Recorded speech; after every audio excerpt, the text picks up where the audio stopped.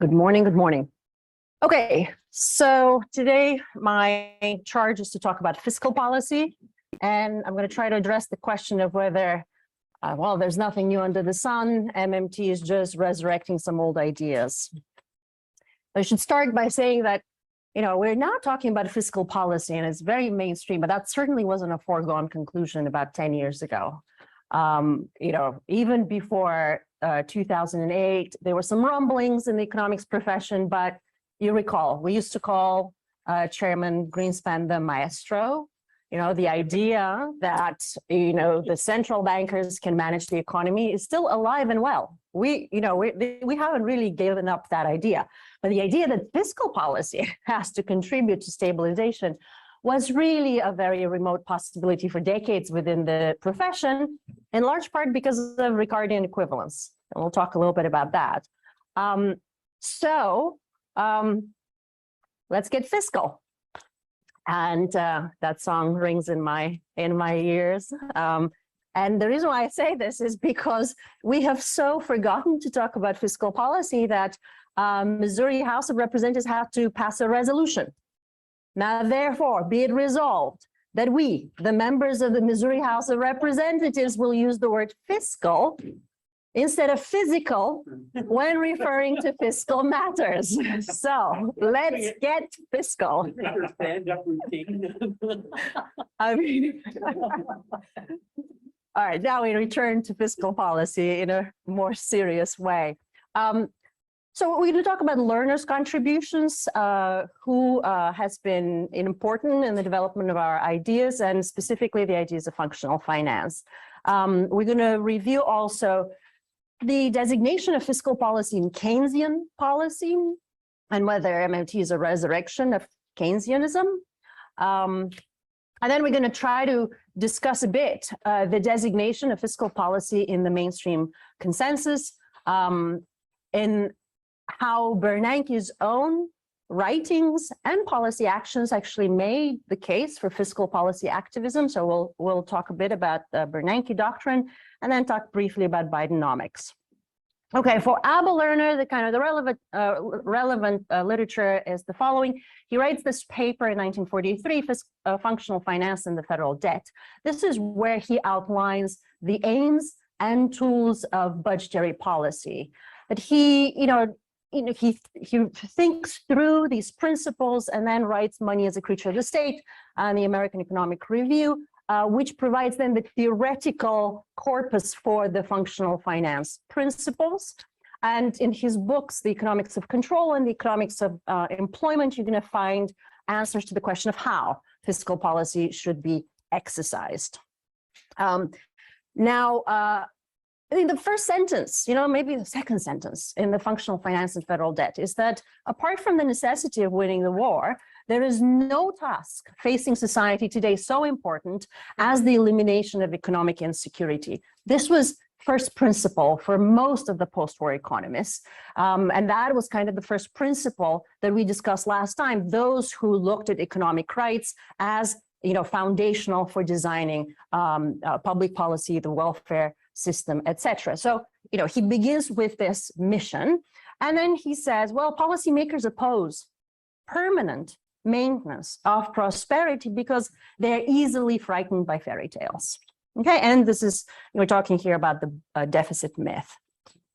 So he says we need theorems of the purest form, things that can't be objected to. And so that's what he develops in the functional finance approach. Those are the aims of functional finance. And then that is really the principle that we must judge fiscal measures by the effects on human activity, not by the effects on the budget. So then what are the tools of functional finance? He outlines in this article that the government has 3 levers to execute fiscal policy, and those levers include spending and taxation, borrowing and repayment of loans, and then the issue of new money and the withdrawal of money from circulation. And he says the point of public policy is to adjust government spending and taxation such that total spending in the economy is neither more nor less than that which is sufficient to purchase the full employment level of output at current prices. So full employment and price stability is that recurring refrain in the early Keynesian work. Now, the preferred method, he says in the article, is the issue of new money. Any resulting deficits, greater borrowing, or printing money are in and of themselves neither good nor bad. They are simply the means to the desired ends of full employment and price stability. And all are to be undertaken with an eye to the results of these actions on the economy and not to any established traditional doctrine about what is sound and what is unsound. So this is very much the way we talk about the impact of government spending. We look at effects on the real outcomes, on the real economy. The other the other results are arbitrary. The accounting results are arbitrary and in and of themselves should not be the target of public policy. So in this sense, we're very consistent. Now, the implication from his work are that actually taxation is not a funding and financing operation. And he says, he's very explicit, you want to look at taxation specifically in its effects on the public, and the role of the taxation is to influence economic behavior. The second implication is that borrowing is not a funding operation either, and it should be undertaken only if money in the hands of the public is considered too large. So you sell securities to drain cash balances. And then he goes on to explain that the primary purpose of bond sales is to manage reserves and thus the overnight rate of interest. So again, this is one of the early recognitions that MMT kind of highlighted, that really bond sales are not there to finance the government, but they're for the purposes of exercising monetary policy. This is all consistent with MMT. Functional finance is also not a specific policy proposal. It's a framework for thinking, a framework for approaching budgeting. But of course, we know and we exercise functional finance with respect to various other economic objectives, pursuit of wars, tax cuts, addressing financial crises or pandemics. We see these fiscal measures front and center, but we don't go back to the original motivation to secure the economic floor, provide full employment and stable prices.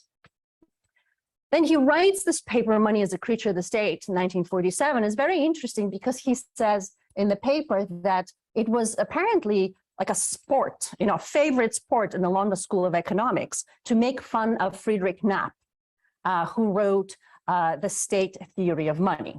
And there was a lot of ridicule, but he said this, he gives credit to Knapp for his thinking about money as a creature of the state. And he's very clear that if the state is willing to accept the proposed money in payment of taxes, the trick is done.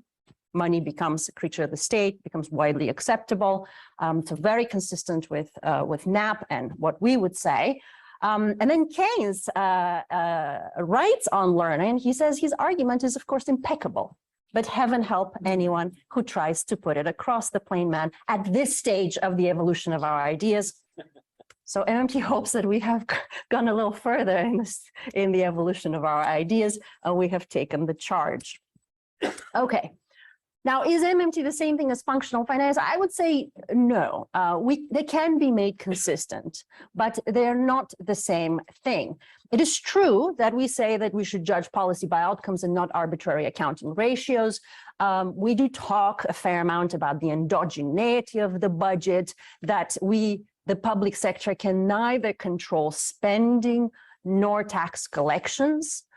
These are variables determined by economic activity.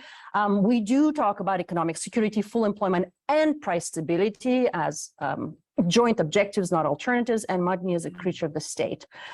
I think where MMT does add something new is this idea that taxes create unemployment. We do go back and dig further in the history to see the purpose of taxes as a resource transfer rather than a financing operation. And in Lerner's writings, he was inconsistent. He did talk about taxes as a funding and financing operation, though he believed we need to judge them by their effects rather than the revenue that they have attracted. We do talk about the currency as a simple public monopoly, and we emphasize the reverse order of operations. I think that is quite distinct. Even though we can make MMT consistent with these other traditions, we're clear that spending has to come first and taxation and borrowing must come later. That's not clearly articulated in functional finance. It's not clearly articulated in Keynes. As I say, in the functional finance, he talks about taxes and borrowing interchangeably as if, right, they're the same thing as money printing, but indeed you can't tax or borrow something you have not introduced into the economy in the first place.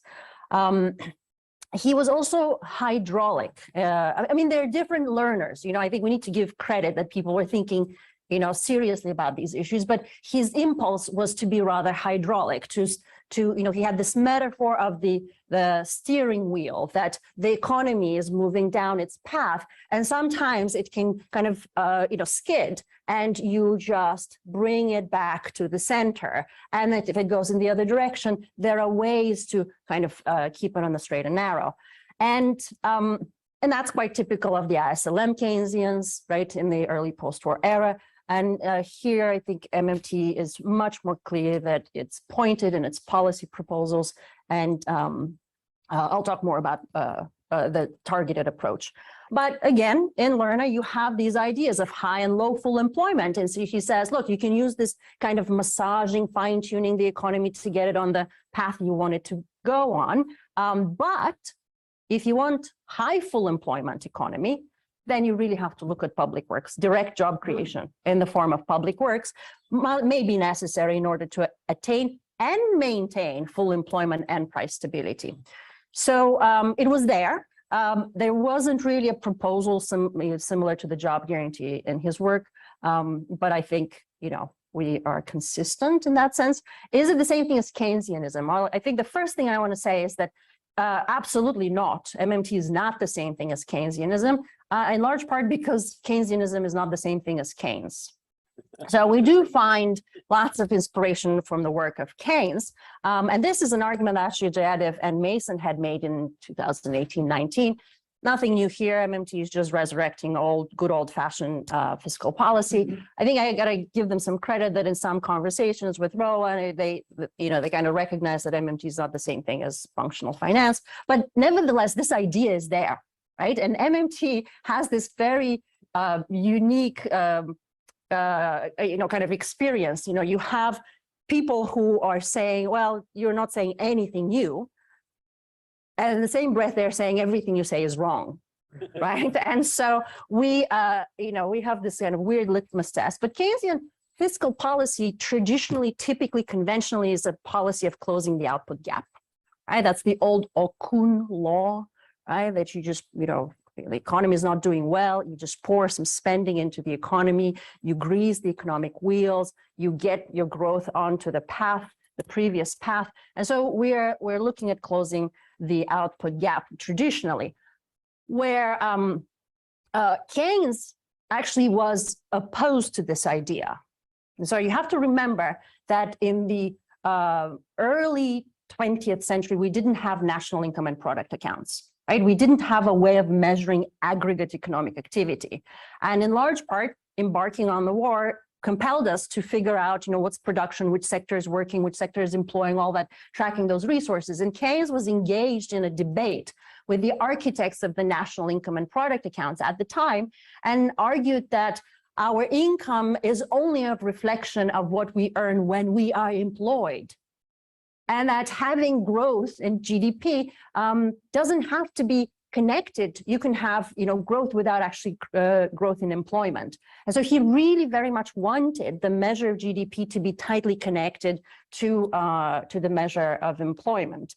He didn't win that battle in terms of how we measure aggregate economic activity, but it is quite typical in a classroom for us to present Keynesian policies as a policy that closes the output gap by increasing aggregate demand, right? So, even those of you who have studied the simple Keynesian cross, right? We start with some sort of investment function, we start with some consumption function, and that doesn't give you full employment, then we tack on government expenditure function. That's all spending, but the employment effect is kind of implied. but it is boosting current expenditures, right? That's how we talk about closing the output gap. Boost current expenditure to get you to the growth path. But that's not what Keynes argued in the general theory. It's not that expenditure wasn't robust enough that we don't have full employment. It was that effective demand was deficient, not aggregate demand. And the difference is that the effective demand is a particular condition where the offer of employment, firms make an offer of employment as a function of the profitability of employment. And the math may not work out. It might be more expensive to make the offer of employment than the return you get from the employment project. And the economy may be humming and booming and growing, and you may still not be at full employment. You may not make it worthwhile to employ the very last person who applies for a job because the return on investment does not justify the hiring. This is all the more complicated by the fact that investors have financial investments. Right? You don't build a factory if it gives you 1% return, if you can put your money in bonds that give you 3% return. Right? And so his whole theory of liquidity preference also talks how this monetary economy gives us alternatives, investment alternatives, and some of them are employment generating, and some of them are not employment generating. And so unemployment is a monetary phenomenon, and it is a function of deficient effective demand. So in the general theory, there's a whole theoretical corpus that explains why the point of effective demand is a particular place. And that depends, as I said, on profit expectations, right? On marginal efficiency of capital. It all depends on the interest rate, what's the cost of borrowing. It depends on the marginal propensity to consume. That idea that when you get income, you don't put it back into the economy 100%, some of it, there's a leakage. So those are the determinants of the Keynesian system. But these are determinants that policymakers can't put together to be consistent with full employment at all time. Right? We can try to increase profitability. We can try to lower the interest rate. Maybe we can try to redistribute income to people who spend more of their income, right, than less. So we could try to massage these determinants of the economy, but we can't pin them and hold them at a point consistent with full employment. So Keynes argues you got to go around the problem. Like if that's not doable, you just go and employ the unemployed directly. And so I have this paper titled On the Spot Employment, kind of recovering a Keynesian policy for full employment, where I argued that actually, he had a direct, targeted, on-the-spot employment approach that would be permanent. So it's very consistent with how I think about the job guarantee. And, I used this quote yesterday, the closer you're to full employment, the more difficult it is to attain it. So targeted and better distributed demand would be the appropriate tool rather than just spending more. Okay, this was well recognized by Minsky. I talked about chapter 20 yesterday. This was well recognized by Minsky. He talked about the distributional effects of aggregate demand, and Minsky spoke about the employer of last resort. So that was a kind of reinterpretation of Keynes's full employment approach. So again, Lerner is, you get mixed messages from him. On the one hand, you have the economics of the steering wheel. On the other hand, he says, functional finance is not priming the pump, spending and spending and spending. So to conclude on this section, MMT can be, in my view, can be made consistent with Keynes's own work, but cannot be made consistent with the textbook interpretation of Keynes, what we call Keynesianism. And there are many other reasons for this, unemployment as a function of rigid wages. Like we don't subscribe to these theoretical concepts. So I guess this is a summary of what I just discussed, that, clearly for Keynes, fiscal policy effectiveness is measured by the employment creation effect. This is the cardinal kind of rule for effectiveness, and that the macroeconomic goal of stability cannot be separated from the goal of full employment. For him too, unemployment was a special problem. And, there's like a whole social justice kind of a line of thought in Keynesian work that is not typically, discussed. So we do know he talked about public works. He didn't talk about fiscal policy, right? He would talk about fiscal measures. He would talk about public investment, public employment, public works, but not as a, let's just create jobs. Again, it was a structural policy, macroeconomic policy that is essential for both the short run and the long run. And he says, if you have on standby public works or public employment program, then you kind of, address the unemployment problem as it comes, and that's a preventative. It's not a cure. And he has this quote saying that, once the ball has started rolling, it's more difficult to stop it from rolling, right? You want to stop the mass unemployment from developing, and that's the purpose of public works. And then he argues that this is also a policy that you have to use at the peak of a cycle. Like when the economy is at full employment, you don't stop public works. You don't discontinue the projects, because that's the time when the private sector cannot absorb those workers that have been released, right? So you need them in good times or bad. But he argues that these big public works, big infrastructure projects are a clumsy method of stabilizing the economy. So on the spot, direct employment is what the job should be. And that I think fits very neatly with his broader understanding of how to stabilize investment through the broader stabilization of socialization of investment. I should also say that I've gone through some of the writings of different economists to figure what they thought full employment was, because there isn't really a definition, right? We define it as condition where everyone has access to a job, that everyone who wants it. So we don't put a number on it, but people do put numbers. We know obviously the natural rate, the NAIRU. Minsky, I think, argued that around 2.8% was what was full employment in the early post-war era.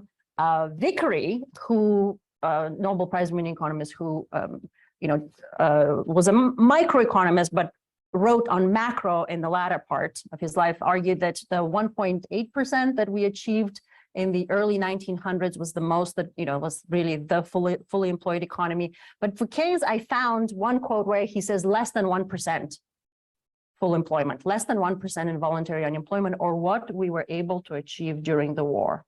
So it was very important that once we have demonstrated that we could do this during war, we must also demonstrate it during civilian times. And that open letter that he wrote to FDR basically expressed that idea. It's critical that you succeed. It is critical that those programs of the New Deal that you have become permanent and successful at stabilizing the economy, providing full employment.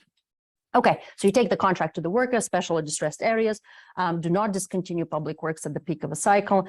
And he goes into this big correspondence with James Mead. At the time, they're thinking about the best way to do, fiscal policy, welfare policy. And he's quite clear, income support is not it.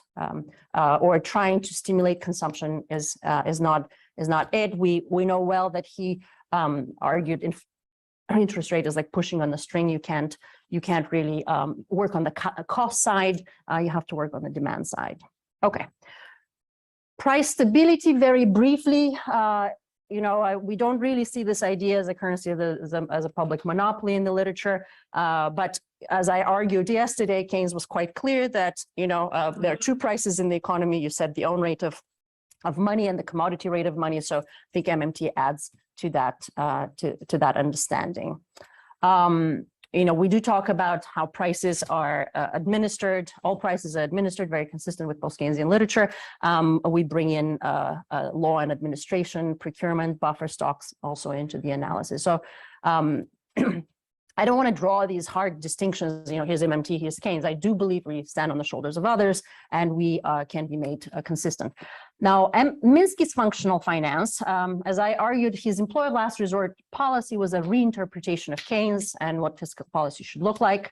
And he was very critical of undirected aggregate demand. He talked about heterogeneous labor markets. You have to expect that whatever demand you have for for projects will translate into demand for particular workers, but then their demand is going to translate into demand for other workers in other sectors, and then their demand will go to other sectors, and you're expecting that the labor market is going to trickle down and find, transfer this aggregate demand into specific regional demands, sectoral demands, until everyone who wants a job has found it.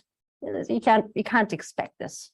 And he was also very critical of this aggregate demand priming the pump as eroding income inequality.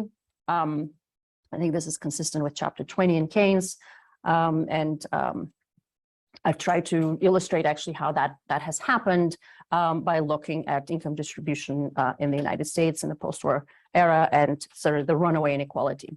And so the argument here is that there are many reasons of inequality, but the fiscal engine is one important engine of creating inequality. How we stabilize incomes, whose employment conditions we stabilize, that very much will have these distributional effects.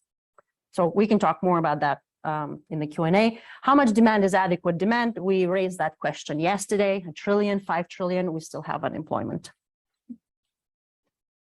Okay, so this is, just some data on what pandemic spending was in various corners of the world. In a year's time, countries had no trouble appropriating 1/10 to more than half of their GDP in public spending to address the pandemic. They all came out on the other side with different employment rates.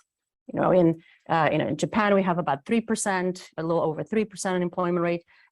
Same in the United States, but we permitted unemployment to go up to 14.7%. Europe didn't do that. They protected payrolls. They paid wages directly. They didn't allow people to lose their jobs and then send pandemic checks. So there are very many disparate effects. And so judging fiscal policy by its effects, by looking at the employment policy, you see that the more targeted and direct approach of protection, payroll protection, nationalizing payroll, if you will, had better employment effects, bigger bang for the buck in a sense. So you could do a lot more with smaller budget.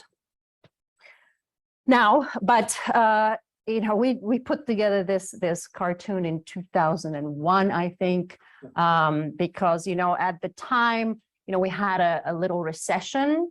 The Goldilocks economy of Clinton was over. We had a little hiccup. We had the dot-com bust. We had a small recession, and all eyes were to the Fed. Everybody was looking at the Fed that they have to pull the economy out of. But Congress was always in the driver's seat, and so it is today. So let's walk through some of the evolution of the thinking in the mainstream. How did we rediscover fiscal policy? As you know, I'm just going to use Ricardian equivalence as one theoretical reason, but that is, there's been a long path of kind of relegating fiscal policy to a minor role. Even the rise of monetarism as a counter to Keynesianism kind of shifted the tables a little bit and, made the case that monetary policy is better at stimulating aggregate demand. But really the final nail in the coffin of the fiscal policy was Ricardian equivalence, and this idea that if the government spends money and you get it, you're going to save it. So we were talking about Japan, right? How actually people know about Ricardian equivalence. I doubt many Americans know about Ricardian equivalence. This idea that, taxes are coming, here's a check, pandemic check from the government. You're not going to go spend it because the tax is coming and you're going to have to use, you have to pay back, right, the deficit. And so there will be basically no effect on consumer investor behavior, and we won't generate the desired aggregate demand. So sound finance has also been kind of the signature policy, looking at budgetary outcomes, specifically in the Reinhardt and Rogoff work, where the idea is that beyond certain debt to deficit ratio, all hell breaks loose. And I want to point out that if you have heard the critique of Reinhardt and Rogoff, right, that the debt to GDP ratios, right, that were derived with a spreadsheet era, right? You probably have heard this. Yeah. So I mean, that's first of all, that is silly. And if you actually correct for the spreadsheet era, you find the opposite. Countries with higher debt tend to have higher growth. But that's not the critique. Like the critique is, read Randy and Yeva's piece. The critique is that they don't even tell apart the countries that issue their currencies from countries that don't issue their own currencies and how the debt is denominated. And so that makes very material difference in how you are able to service it and that its impact on growth. But nevertheless, sound finance is alive and well. And so how do you get out of this straitjacket, this intellectual straitjacket, and resurrect some role for fiscal policy? Well, the problem was that monetary policy has a limit, right? You hit the zero interest rate bound, right? If you believe that central bankers are in charge and that the primary tool for managing the economy is the interest rate, and the interest rate comes to its zero bound, what do you do next? And so this was the context within which the mainstream had to rediscover fiscal policy. And Michael Woodford's work, I think, did a fair amount of the heavy lifting at the time. So he is known for developing something called the fiscal theory of the price level. And he basically argues that there is something called a non-Ricardian regime where the government expenditure into the economy doesn't have to be paid back, okay? You don't have to raise taxes to repay the deficit. So how does the mainstream get out of this pickle? Like they've been saying, taxes fund spending, get to balance the budgets. How does he explain this possibility? And then he says a government that issues debt denominated in its own currency is in a different situation than from that of private borrowers, in that its debt is a promise only to deliver more of its own liabilities. A treasury bond is simply a promise to pay dollars at various future dates, but these dollars are simply additional government liabilities that happen to be non-interest earning. That's exactly the same thing that the MMT says. There is thus no possible doubt about the government's technical ability to deliver what it has promised. So I read this before I was writing my dissertation, and I was like, wow, okay, MMT, we're going somewhere. We had a little exchange. It was productive, but the straitjacket is real. It's very difficult to get yourself out of this pickle because in Woodford's formulation, government can spend money into the economy, but the net present value of that expenditure is going to mean that you're essentially devaluing the public. Prices have to go up so that the expenditure today is going to be equal to whatever net present value of the surpluses that will come into the future. So inflation is an automatic response to government spending. It's an immediate automatic response. So it's embedded in the intellectual framework.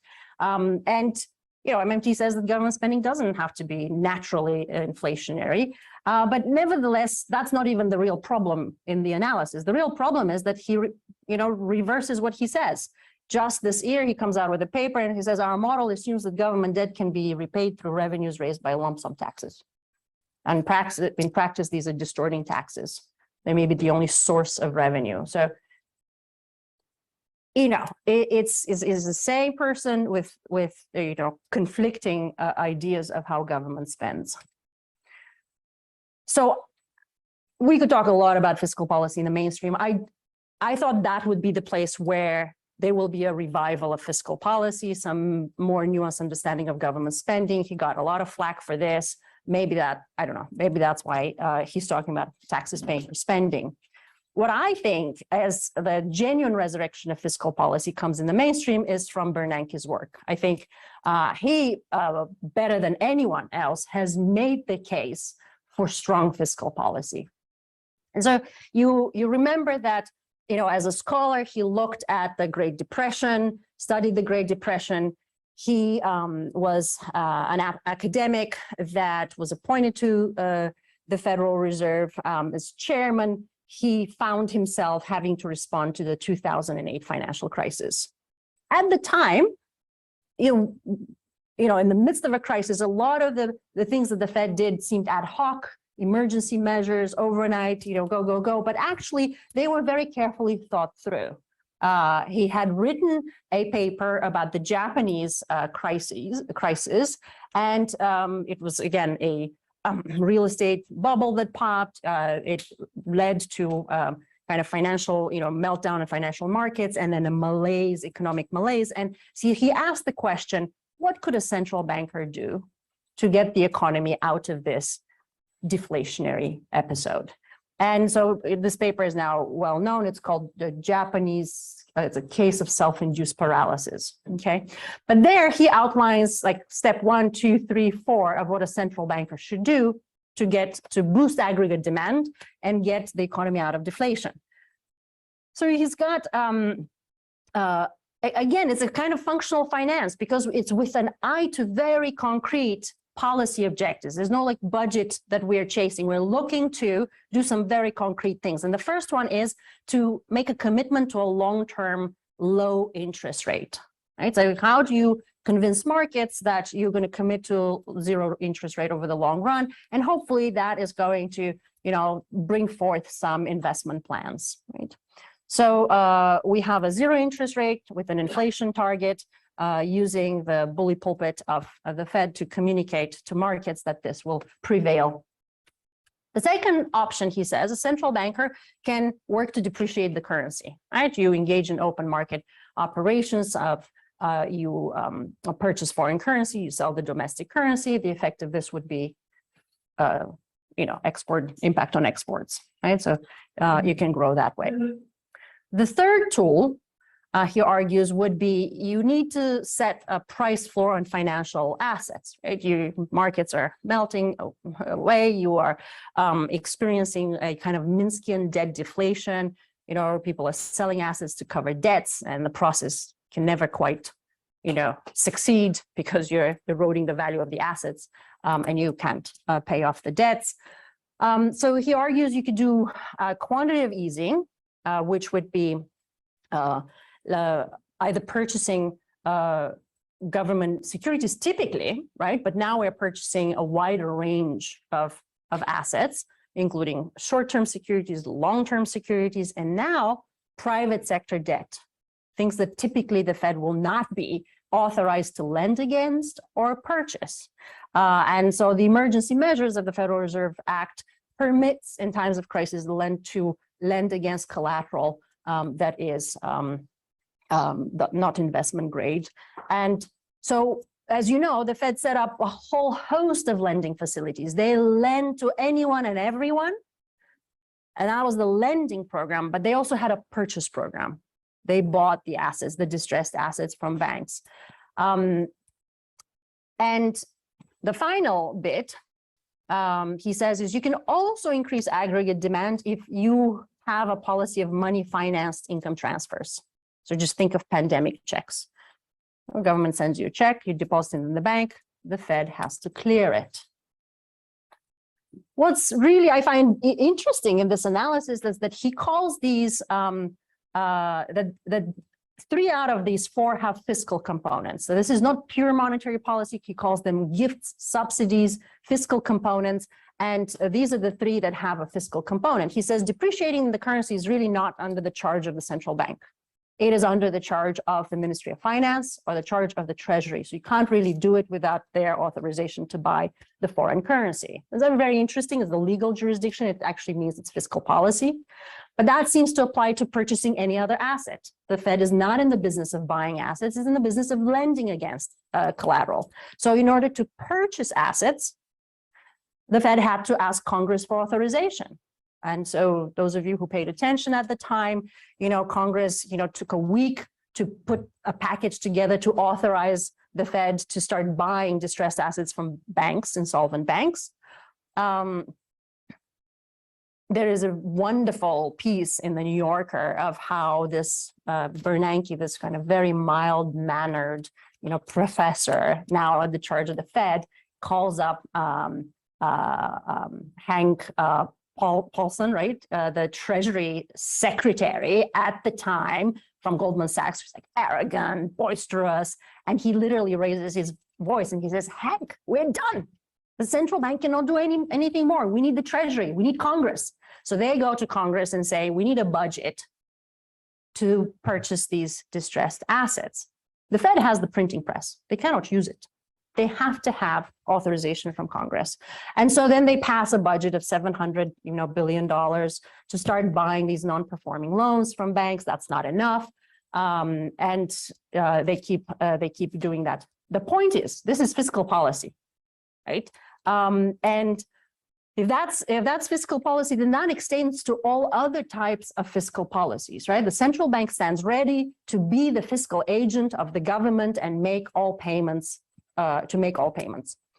But he says in the Japan paper, he says, this is not a good way of stabilizing the economy. We don't even know if it's legal, but even if it's legal, and if you remember, I mean, you're in financial markets, like at that time, people were saying, is this legal? Is there a legal authorization for the Fed to be doing this? He says in the Japanese paper, he says, even if it's legal, it will be wildly unpopular. And you don't even need to do this because you have a fourth tool. And this is the money finance income transfer that government can send pandemic checks to anyone. You put them in the bank, increases balances, both reserve balances, deposits, it's net contribution to financial assets, people spend, and the job is done. Of course, that is not something the Fed can do, right? This is not under the charge of the Fed. It has to be still Congress to do it. We didn't do it in 2008. Fiscal response was muted, right? Very small. We came out with the longest jobless recovery in history. We did things differently this time, right? Big fiscal policy, much faster return to low employment. Okay. Again, you've seen these quotes. Bernanke is very clear. This is not taxpayer money. And I find his work particularly useful because he explicitly states the monetary and fiscal policy coordination that Eric talked about, that Paul Scheer talked about as well. Okay, so to conclude, where are we today? Well, we're here with Bidenomics. We are back in this kind of quasi-Keynesian world where big government spending is okay, where we didn't really pay attention to the debt and the deficit, and we didn't put together a commission to balance the budget after the pandemic. But the conversation is about running the economy hot, right? It's just, let's get the economy hot, let's get labor markets tight, and hopefully that will improve conditions for people of color, raise wages, etc. But now that the economy is hot, everybody's looking to the government for, being the cause of these inflationary effects, okay? And so it's our theory is misaligned, our understanding of the reality is then flawed because it's based on this theory that you just dump a bunch of money, you get inflation, and then you just have to pull back. So there was some conversation about unemployment stabilizers that, we need to have some structural responses where, government spending kicks in automatically and pulls back when the economy recovers.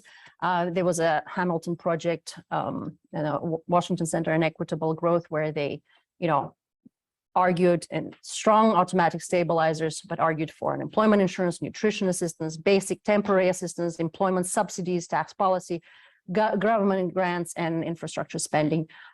No employment option, right? No employment option. The focus is still on income support. And so I call this a benevolent unemployment regime. As Roland said, it's like anything but the job guarantee, right? And there is a pittance of direct job creation and the civilian climate corps that was proposed.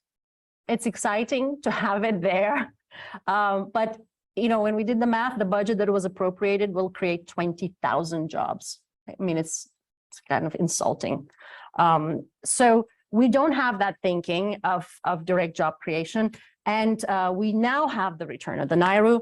And on top of it, you see President Biden come out and say, we have been the most successful in history in reducing the deficit, right? And so this is now the next talking point for the next election.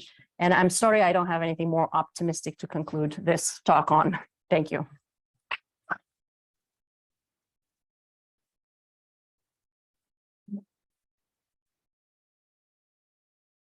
Yes, do we need microphone or? Okay, yes, go ahead. Given how that fiscal policy is like politically unreliable, what do you think about the push for like just establishing these massive like investment, like public investment in infrastructure banks, like Omarova's National Investment Authority? Like, do you think that's like a promising route, or do you think really we just need to convince Congress to spend? I mean, I think that there are two different objectives. One is like how you exercise policy, and then who exercises it and how it's financed. So if we had certainly robust automatic stabilizers, if we had an employment option or a federal government that provided more robust grants and aids to states. I mean, we used to do that. And then Nixon and the devolution and Reagan, they kind of, transformed that system. So if we had a fiscal response that was adequate, I would say that no, we have a public bank already, the Fed pays the bills, but we don't have that. And we have kind of insult to injury. The states have to balance their budgets. Most states in the United States have to balance their budgets, except one. So what that means is their spending is now pro-cyclical. You have to cut in a recession, and states are responsible for poverty, all of the other issues, but they don't have the fiscal capacity to do it. Will public banking help with this process? I think yes. States can issue, municipal bonds. They could be a direct financing, if you will, of those bonds. I don't think it's going to necessarily solve the problem because of the balanced budget amendments, right? They'll have to be repaid, but they will be kind of an accounting gimmick, as we talked about. So I think, I'm not at all opposed any kind of financing capacity to states that permit them to circumvent the straitjacket from the federal government is good. But we also really asking the question, to what end? What are we financing? Stadiums, prisons, or, a Green New Deal? Yeah. Completely understand the criticisms of, using debt to GDP ratio, especially in the context of that ridiculous debt sustainability arguments and stuff. But can we think of,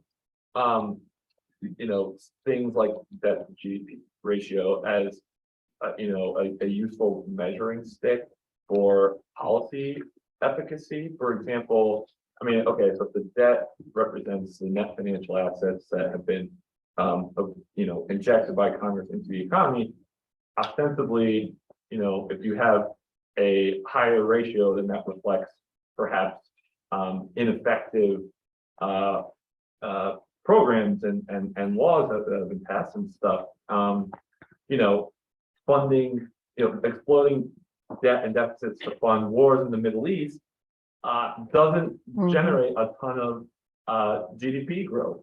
So is there an opportunity perhaps to kind of reframe that in the discourse? Yeah. So a very interesting point you make, because you can just flip the tables and from an MMT perspective and say, this is not the debt clock, this is the savings clock. Oh, it's too low, right? We want more savings. So I see what you're saying, but the critique will apply just the same, that it doesn't really tell you much about what happened in the economy. And the savings clock does, show us the treasuries accumulated somewhere in the economy and they're not in my portfolio. So there are distributional effects. To what end did we create these securities? Where does the interest income go? All of those have like real implications for equity. So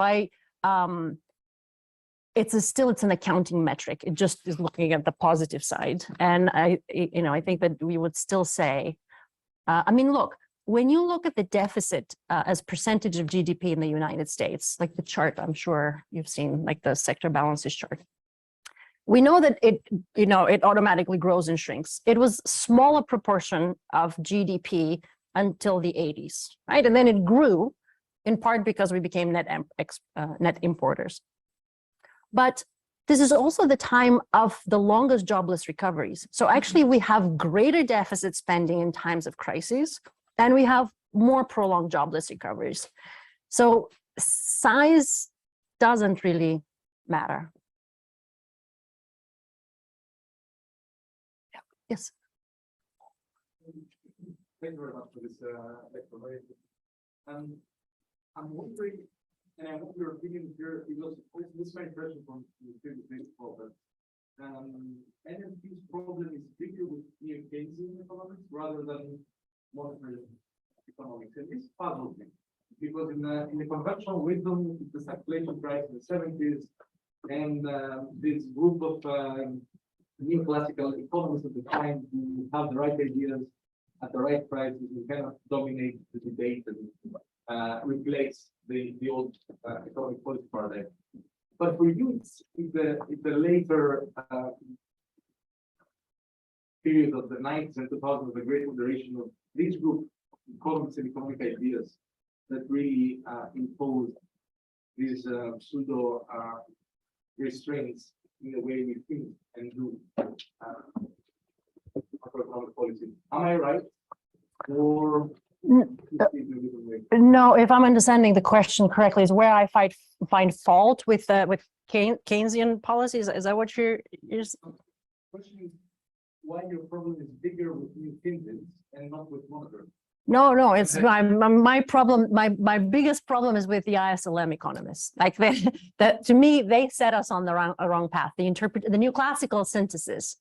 So, that's what led to monetarism, right? It's just, the different shape of the different curves so we can figure out which one is more effective, monetary or fiscal policy. It's the hydraulic interpretation of Keynes, bringing back the labor market analysis and the loanable funds analysis. Like to me, on theory, that is like they mix like oil and water. They couldn't be reconciled. So little by little, we had to drop the Keynesian pieces from the model, and we ended up with a new consensus. So my problem is with all. I mean, it's no,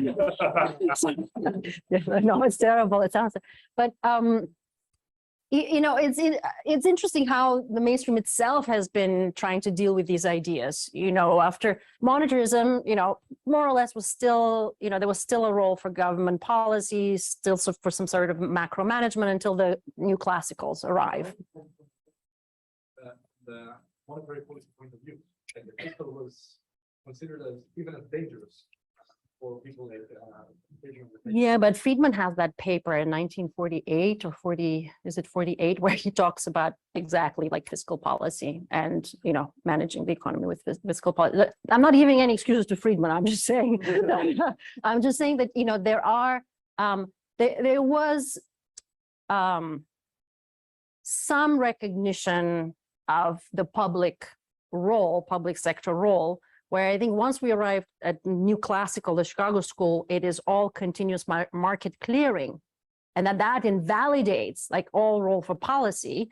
And then, monetary policy only manages any inflation. So then you see how the second mandate, part of the mandate becomes relegated to nothing. But sound finance has always been there, right? Keynes fought against sound finance, right? So those ideas seem to have been perennial.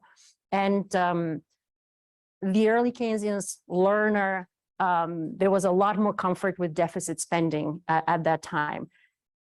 And, I don't have a good answer to this, but why didn't we succeed at that time? It was perfectly acceptable to run deficits, and maybe because an understanding of the monetary institutions wasn't absorbed in theory. I know Raul, but Rowan and we'll talk about the kind of the separation, the radical separation between the Treasury and the Fed, where the Fed was disallowed to purchase outright Treasury securities, right? That's a very political act, and kind of justifies this pretense that the government has to seek funding from elsewhere. I don't know if I answered the question. Yes. I think you mentioned at the point that the stimulus check that the government provided at the point would be most likely stay in a bank and not consumed. And I remember the theory of permanent income. And if you see that like an idea like this, that consumers smoothen their consumption over time, and one-off payment don't really have a big effect applies to this context. Yeah, I mean, I don't think it's borne out by the empirical reality. You know, people spend the money, you know, and that sets it. So if you look at what happened to aggregate demand without the pandemic check, right, we do see there was a huge collapse. The pandemic support brought us back to the previous path. So you know, consumer behavior is affected. You know, the economy doesn't stay on its equilibrium path. I think part of the assumption of the permanent income hypothesis is that you are on an equilibrium full employment path, and that's how it's maintained, right? And we see that, you know, people spend the income. So I don't know if that, you know, if that answers your question, but I think in terms of the data, you know, people change their spending behavior. So this tax does have an income, and it's not necessary that they're going to leave it in the bank just because in the end of the year, a tax is going to come up and they need to. Yeah. I mean, I you know, beyond like looking at the GDP data and seeing what happens, we also see a lot more. We see the structural changes, and we know what people spend on. Right. We know that, you know, there wasn't, you know, it was a pandemic. So services collapsed and goods consumption increased far more beyond its path, whatever path that was. Right. So there was a distributional shift in the consumption pattern as well. So it wasn't just, you know, it definitely wasn't saved. Yeah.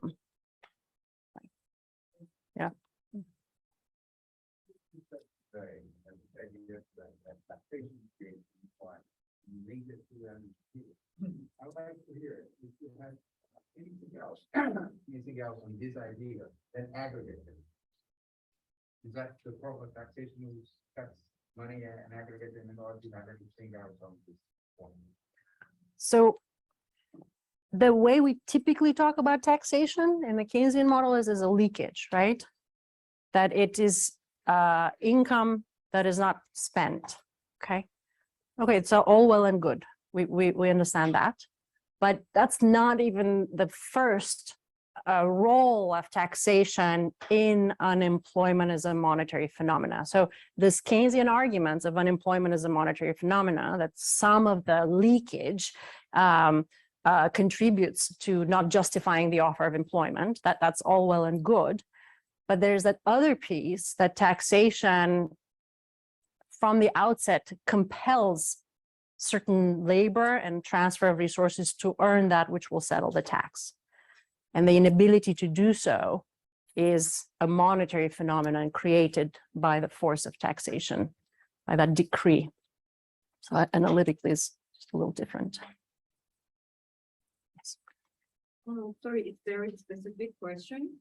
But regarding the COVID-19 fiscal stimulus package graph, where does this data come from? I mean, does it include the loan program other than the pure public support to the citizens?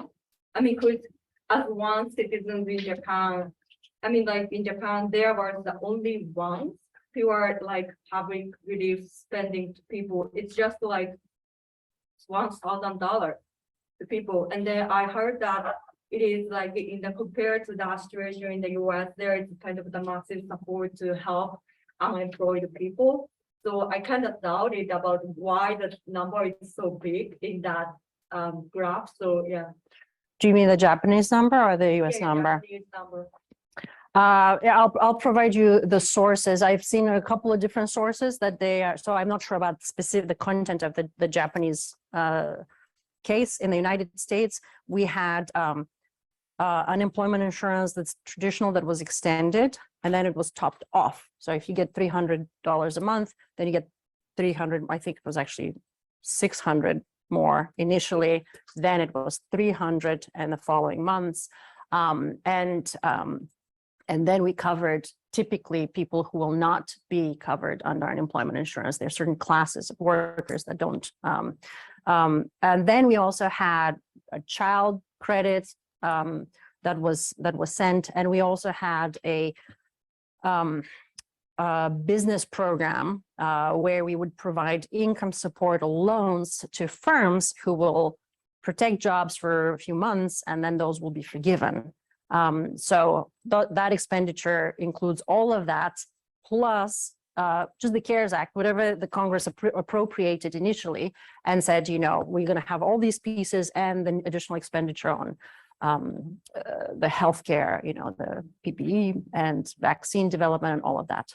So it was a very short order, right? In 1 month, and overnight, we first passed a 10% of GDP, just 1 month. And then 6 months later, we did another 10%. And then we did another round. Yes, please. To me, functional finance seems to work well in when a country has a currency sovereignty. If the country doesn't have currency sovereignty, what will be the problem to face in the first place in the application of this policy? I mean, one way to answer this is to say a country that maintains let's say, a pegged exchange rate is exercising functional finance for the purposes of maintaining the peg. Right? That's the objective. Like spending is undertaken with an eye to that result. So I would say, you know, it's functional finances everywhere. It's just what's the goal? Can you refresh my memory as to what exactly is Ricardian about Ricardian equivalence? I mean, back in the day when I was in graduate school, you know, we had Tcherneva and neo-Ricardianism, and you know, and you read Marx, and it's a critique of Ricardo. So it's like Ricardo was kind of a good guy back then, and I don't recall this term Ricardian equivalence, and he is, you know, 40 years ago, and so Who comes up with it? I don't know who coined it. And how Ricardo gets tagged with it. Well, I think that the idea is, you know, at least in the classical political economy world, that Ricardo, the system still tended to full employment. I think that I think that's where it comes from. I'm not sure who coined the term, but that's the idea that, you know, you still have full employment, utilization of resources. And so that's the idea that you can't really spend and boost aggregate demand and change the path of the economy through public spending. Is there any more to this? Does anyone know? Robert, yeah, the Chicago folks. Yes. And that's Bara. nothing to do with neo-Ricardian, like Kappa or non-Palestinian equivalence, really another thing, so no connection between Ricardian equivalent and neo-Ricardian. Okay. Yes. Comes to the same issue of developing economies and countries that may peg to a certain exchange rate. Usually in MMT, you say that you have, you know, your chief full employment, that's your main aim. And then as a secondary target, you have inflation. Inflation being an important, but still secondary to full employment. Would you say that in a developing economy, that to which the exchange rate is important as well, you still want to achieve full employment, but how would you put them in that order as well? Would you say that spending should be done to achieve full employment and have a second important consideration of the exchange rate, but only secondary to that principle? Yeah, I mean, it's a really good question. I actually have never thought of it this way, like first then second. I'm sure it comes out this way because like economists have so forgotten full employment and all eyes on inflation that it comes out as like this is the goal and the priority, and probably that is probably true, right? How it plays out in the real world, I think people are quite happy to have unemployment, but they're not happy if prices at the gas pump go up, right? So it's a very odd, you know, the political economy of these two problems. In terms of macroeconomic objectives, I think, I mean, the theory does say full employment and price stability. And so when we always highlight, you know, inflation is your barrier to policies, your craft policy by looking at those real outcomes, looking at your resource constraints. So I don't quite see them as like, first you do this, then you manage inflation. And with respect to the development context, you know, I like Ndongo and, you know, argument that in Fidel's that you just put the capacity there where you're experiencing the greatest kind of exchange rate pressures, inflationary pressures. So the act of employment is the act of alleviating that. Yeah, so maybe not the hierarchy, but that would, what you're saying to me still alludes that you need both considerations Yeah. in mind at all times as you're doing Yeah. functional finance. But, you know, I mean, okay, if I have to ask personally, like what's better, that you don't have a home and food on the table, or you have it all and it's just a little more expensive? Like if I, you know, if I were to, if I were made to choose, you know, I'd prefer economic security, you know, the foundations to be provided, and, you know, deal with inflation afterwards. But There's an emphasis with MMT on you know, Congress and passing laws as a means for providing economic stability and improving distribution of income, et cetera. I'm curious why there isn't, I guess, more of an emphasis on the courts as well. on the courts, on the courts. I mean, you know, we have 40 odd years of kind of this Chicago school influence on you know, Supreme Court judges, and you know, clearly that also I would think have you know, huge distributional impact as well. This is our legal department. I'm not quite able to answer these questions. I'm very interested in some other kind of legal questions. For example, you know, when the U.S. signs onto a treaty, you know, let's say the you know, the treaties that secure civil political rights or economic rights, which we haven't ratified, it requires 2/3 of Congress. But if you want to pass a law, it requires a simple majority. So like in some sense, like the international treaty has to trump even statutory law. Like that's very interesting. Like we don't do anything on the basis of law, but it actually requires far more consensus, you know, so why isn't that like a guiding kind of law for the design of policy? Yeah. Yes. Pavlina, going back to your sentence that taxes create unemployment. It would be okay if we replace that sentence, that idea, with state creates unemployment. Yeah, sure. Yeah, I mean, I like this. And also the state wants it. Like Federal Reserve policy needs unemployment. Okay, but even if we are not considering The Fed, yes. the monetary policy. Yeah, yes. Yes. Yes. Yes. The state, yeah, the state creates them. I mean, so we do say it differently sometimes. The state creates sellers of goods and services through the taxation.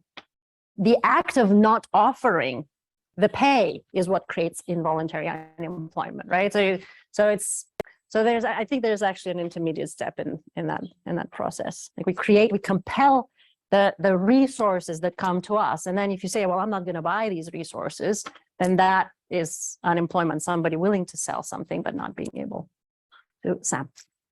So on the question of Bernanke's 3 fiscal components, this is just a definition thing, but by my concept of fiscal and monetary policy, purchases of financial assets would not count as fiscal policy. And certainly there's different inflationary consequences that we think of government spending would.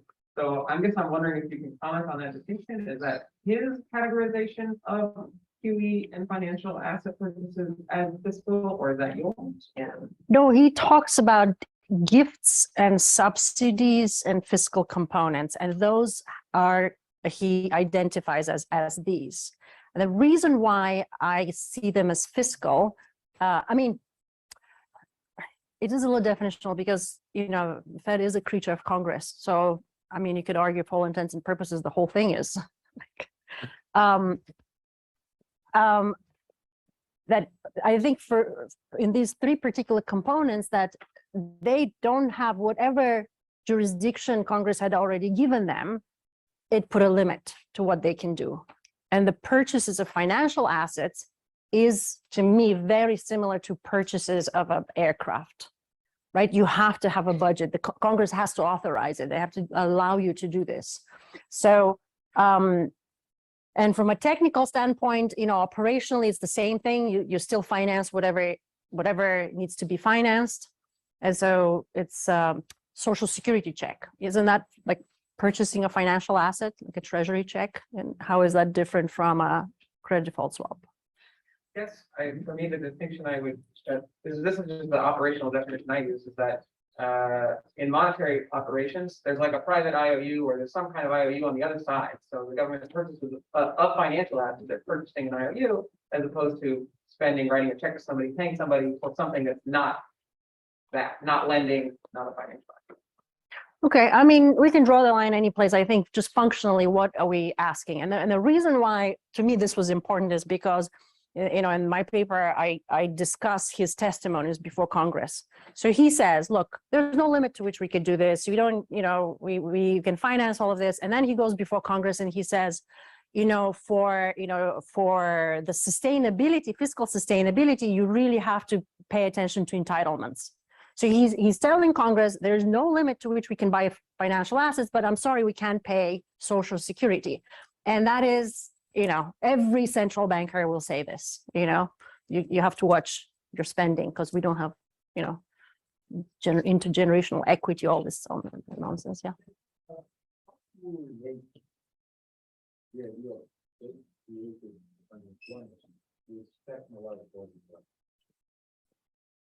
I mean, what I mentioned last time, there are many reasons why people are unemployed, right? There are many reasons. There, you know, discrimination, right?